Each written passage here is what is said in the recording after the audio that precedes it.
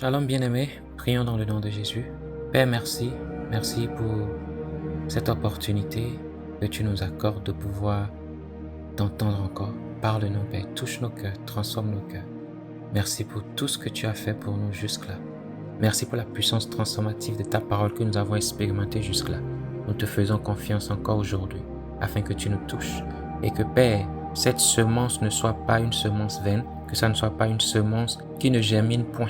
Dans le nom puissant de Jésus-Christ de Nazareth, permets à ce que ce soit une semence qui porte beaucoup de fruits pour la gloire de ton nom. Merci Père, au nom de Jésus. Amen. La fois dernière, nous avons parlé de l'importance de vivre une vie d'impact. Et nous avions vu que Dieu a mis beaucoup en nous et que au travers de nous, Dieu veut accomplir beaucoup de choses. Nous avions vu que si nous, en tant que sel et nous, en tant que lumière de la terre, nous ne prenons pas notre place et nous n'assumons pas notre responsabilité, qu'il n'y a pas vraiment de solution pour ce monde-ci. Malheureusement, beaucoup de personnes vivent jusqu'à leur mort et ils manquent de comprendre ce que Dieu veut faire au travers d'eux. Au nombre de ces choses-là que Dieu veut faire au travers de nous, il y a une qui n'est pas négociable, une qui est la plus importante. Donc, en quelque sorte, on est sur le point de développer un peu plus en profondeur ce dont nous avions parlé la fois dernière. Lisez avec moi 2 Corinthiens 5, à partir du verset 18 jusqu'au verset 20. Ça dit ceci. « Et tout cela vient de Dieu, qui nous a réconciliés avec lui par Christ, et qui nous a donné le ministère de la réconciliation, car Dieu était en Christ, réconciliant le monde avec lui-même, en n'imputant point aux hommes leurs offenses. Et il a mis en nous la parole de la réconciliation. Nous faisons donc les fonctions d'ambassadeurs pour Christ, comme si Dieu exhortait par nous.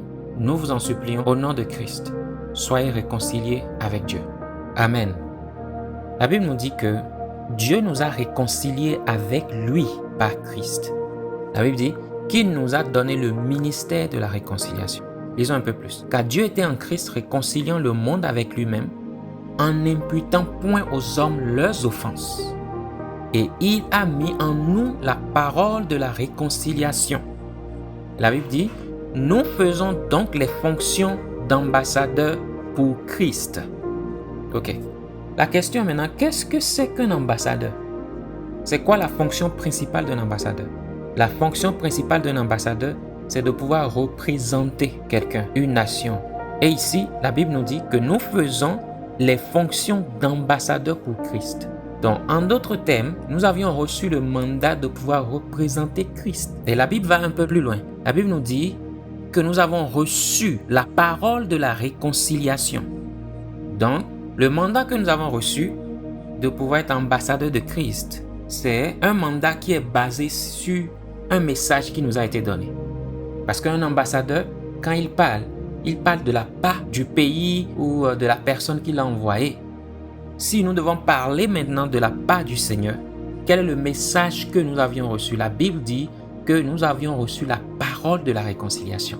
Nous sommes appelés à pouvoir parler de la part du Christ, afin que le monde soit réconcilié à Dieu de la même façon que nous avions été réconciliés avec Dieu. Sinon, regardez, la Bible nous dit que Dieu était en Christ, réconciliant le monde avec lui-même. Okay? Et quand vous venez un peu plus bas, ça dit que nous faisons donc les fonctions d'ambassadeurs pour Christ, comme si Dieu exhortait par nous. Donc, Dieu l'a fait au travers de Christ.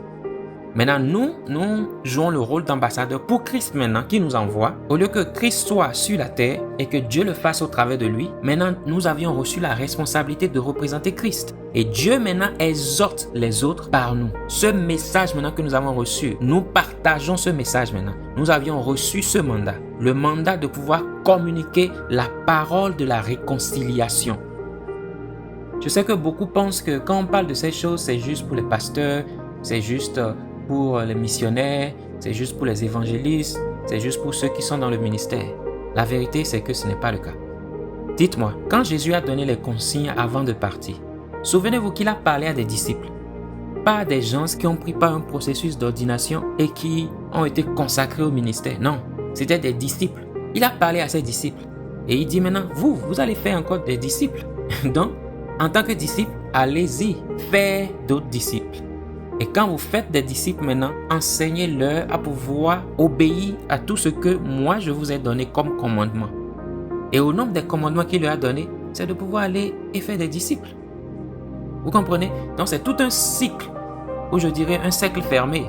D'un disciple à un autre disciple à un autre disciple à un autre. Parce que si les disciples de Jésus vont et font des disciples, ils vont enseigner à ces disciples les mêmes commandements qu'ils ont reçus de la part du Seigneur, qui inclut aller dans tout le monde entier pour faire encore plus de disciples. Et ces disciples-là iront faire des disciples, vont leur enseigner la même chose. Et ceux-là aussi iront et vont enseigner la même chose. Donc c'est un cycle, c'est tout un processus qui ne finit pas. Vous voyez? Donc il n'a pas donné ces consignes à des évangélistes, à des pasteurs. Non, il a donné ces consignes-là à des disciples. Donc la question est, quand nous sommes nés de nouveau en tant que chrétiens, est-ce que nous portons seulement un nom ou est-ce que nous acceptons de pouvoir nous mettre dans la posture de disciples de Christ? Parce qu'en tant que disciples, nous sommes appelés à pouvoir porter la parole de réconciliation et accepter les fonctions d'ambassadeurs afin qu'au travers de nous, Dieu puisse exhorter d'autres. Donc le but principal de Dieu, c'est que le monde soit réconcilié avec lui. Il a commencé ce processus au travers de Christ. Maintenant, c'est notre responsabilité. Donc, cette parole de la réconciliation, c'est la bonne nouvelle de Christ, la bonne nouvelle du salut. C'est ça la parole de la réconciliation. Montrer au monde comment est-ce que Dieu, au travers de Christ, nous a apporté le salut. Comment est-ce que la séparation a commencé? Et pourquoi on parle de réconciliation aujourd'hui, c'est par le biais du péché. Ça a commencé depuis le temps d'Adam et Ève. Mais la Bible dit, gloire à Dieu, la Bible dit qu'un plus grand que Adam est venu. Alléluia, alléluia. Un plus grand que Adam est venu. Un plus grand que Adam. Et cette personne-là, c'est qui? C'est Jésus. Adam n'avait aucun moyen pour résoudre le problème du péché. Dieu, au travers de Christ maintenant, a résolu ce problème-là et nous a réconciliés à lui. Maintenant, il nous envoie. C'est notre responsabilité. Ambassadeur pour Christ. Donc, être ambassadeur, comme on l'a dit, c'est de représenter. La question est, comment est-ce que nous représentons Christ? Comment est-ce que nous représentons Christ?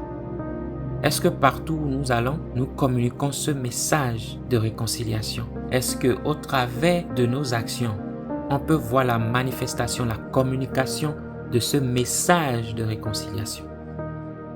Un ambassadeur représente. Comment est-ce que nous représentons Christ?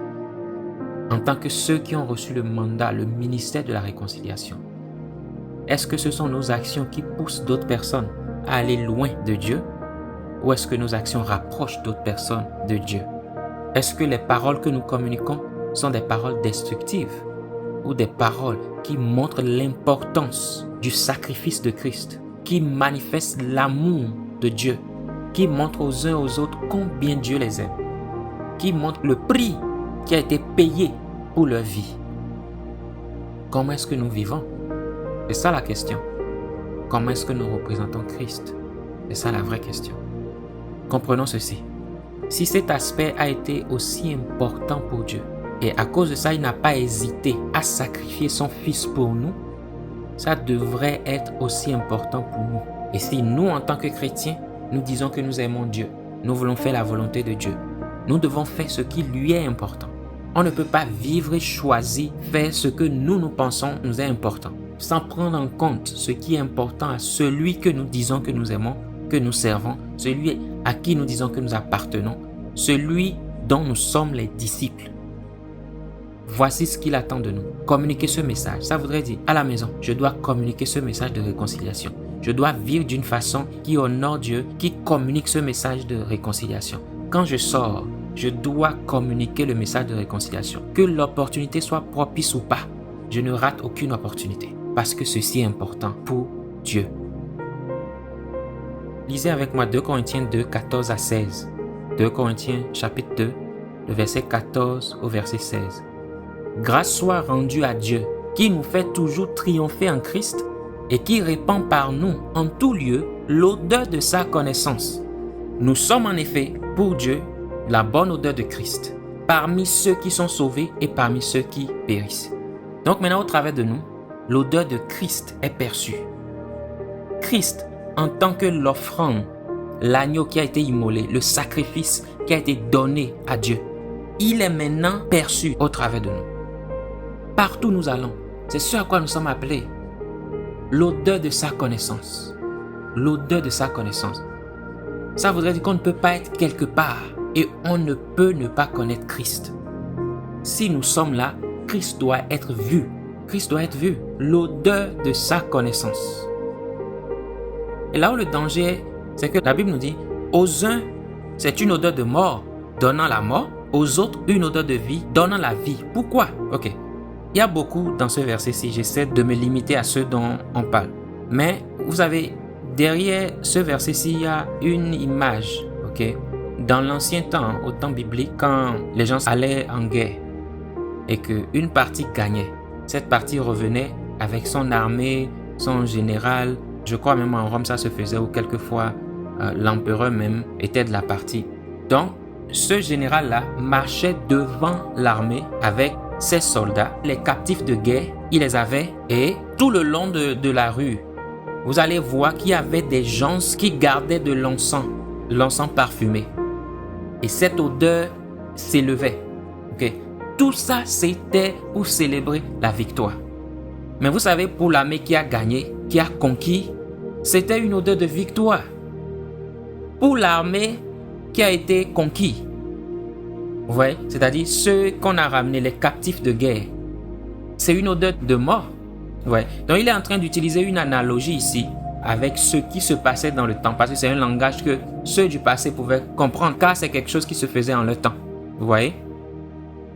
Donc, la Bible dit qu'il nous fait toujours triompher en Christ. Toujours triompher. Ok? Ça veut dire beaucoup de choses, bien sûr. Mais retournant à l'image dont je parlais tout à l'heure, c'est comme une caravane de victoire. Nous avons Christ qui a vaincu. Il a vaincu la mort, il a vaincu le péché, il a vaincu le diable. Il a obtenu la victoire. Nous faisons partie de cette caravane de victoire. Et maintenant, au travers de nous, l'odeur de Christ, celui qui a conquis, l'odeur de sa connaissance se manifeste maintenant. Donc, c'est notre responsabilité de pouvoir proclamer cette victoire de Christ. Victoire sur la mort, victoire sur le péché, victoire sur le diable. C'est notre responsabilité d'apporter ce message aux uns et aux autres. La question est, partout où nous allons, est-ce que l'odeur de sa connaissance se fait ressentir? Combien de fois est-ce que nous avions été soucieux du salut de ceux qui nous entourent? Combien de fois est-ce que la vie éternelle des uns et des autres a été une priorité pour nous? Est-ce que nous avions jamais pensé que le temps vient où ceux qui nous entourent seront jugés? Est-ce qu'à ce jugement-là, ils auront accès à la récompense de ceux qui ont accepté le Seigneur, ou est-ce qu'ils connaîtront la mort éternelle? Est-ce qu'ils auront accès à cette vie-là avec Dieu? La Bible dit que c'est au travers de nous que l'odeur de sa connaissance se manifeste. Ça se répand au travers de nous. Nous faisons partie du cortège de victoire de Christ. Nous y avons déjà accès. Mais ça ne s'arrête pas là. Au travers de nous maintenant, la connaissance de Dieu, la connaissance du Christ, la connaissance de cette victoire-là, la connaissance de cette nouvelle vie-là doit être communiquée. Au travers de nous, la parole de la réconciliation doit être communiquée. La question est, est-ce que nous jouons notre rôle? Et es-tu prêt à le faire? Sinon, prends l'engagement. Il n'y a rien de plus important qui tienne au cœur de Dieu que de pouvoir voir le monde réconcilié à lui. Et il compte sur toi et il compte sur moi. Shalom bien-aimé.